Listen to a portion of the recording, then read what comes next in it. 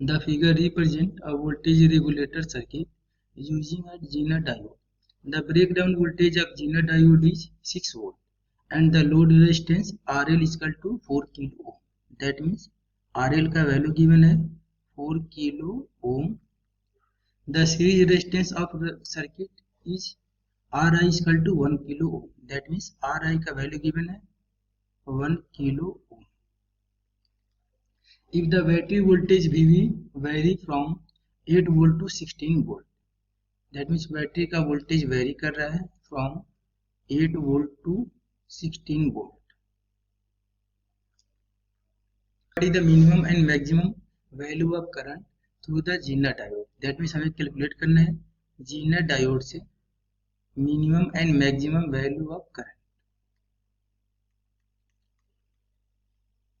And यहाँ पे given है Zener diode के क्रॉस वोल्टेज यहाँ पे गिवन है 6 volt. That means Zener diode is always connected in reverse bias. So इस पॉइंट का वोल्टेज होगा 6 volt एंड इस पॉइंट का वोल्टेज होगा 0 volt.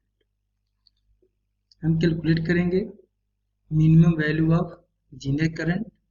सो यहाँ पे हम कैलकुलेट करेंगे minimum value of current I. So यहाँ पे लिख सकते हैं I equal to potential difference divided by resistance. इस पॉइंट का पोटेंशियल 6 वोल्ट है एंड यहाँ का पोटेंशियल है 8 वोल्ट.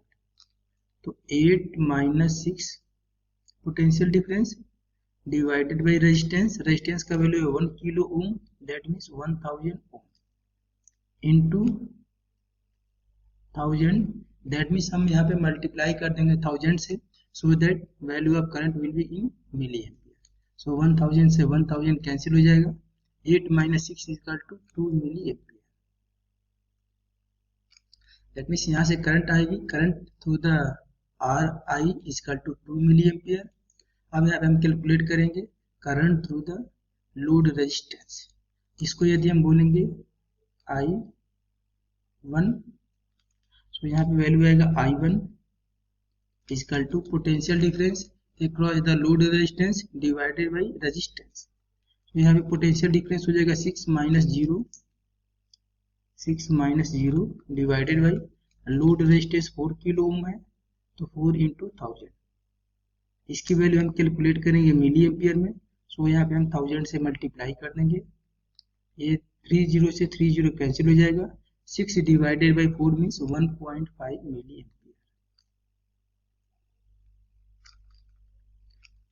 यहाँ पे ये करंट आई है. अब यहाँ पे हम लगा देंगे जंक्शन या जंक्शन रूल. सो यहाँ पे अप्लाई कर देंगे KCL at junction. So KCL at junction. Then यहाँ पे लिख सकते हैं I equal to IZ plus I1. I equal to IZ plus I1 and यहाँ पे I का वैल्यू है 2 equal to IZ plus I1 का वैल्यू है 1.5 मिली एम्पियर. सो यहाँ से IZ का वैल्यू आ जाएगा IZ equal to 2 minus 1.5. So IZ equal to 0.5 milli ampere. यहाँ पे हम इनपुट वोल्टेज का वैल्यू 8 वोल्ट लिया है मीन्स मिनिमम वोल्टेज लिया है. सो यहाँ पे करंट की वैल्यू मिनिमम आएगी. दैट मीन्स ये है IZ मीन की वैल्यू. सो इसको हम बोल सकते हैं IZ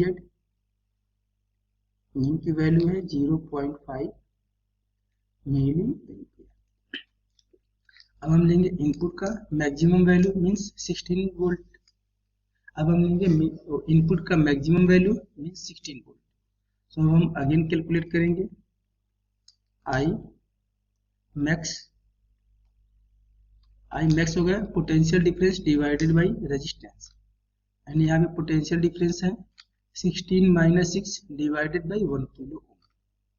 तो यहाँ पर हम लिख सकते हैं 16 minus 6 divided by 1 kilo ohm means 1000 ohm into 1000 ohm. So that ये वैल्यू आ जाएगी इन मिली एम्पियर. तो 16 माइनस 6 मीन्स 10 मिली एम्पियर. हम कैलकुलेट करेंगे I1 की वैल्यू.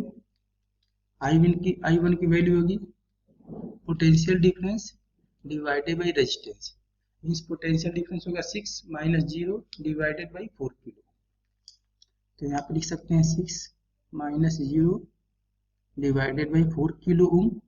4 किलो ओम को यदि हम ओम में कन्वर्ट करेंगे तो ये 4000 ओम हो जाएगा। इसमें हम मल्टीप्लाई कर देंगे 1000 से, so that value of current will be in milli ampere. तो 6 divided by 4 means 1.5 milli ampere. फिर हम अगेन अप्लाई करेंगे केसीएल एट जंक्शन,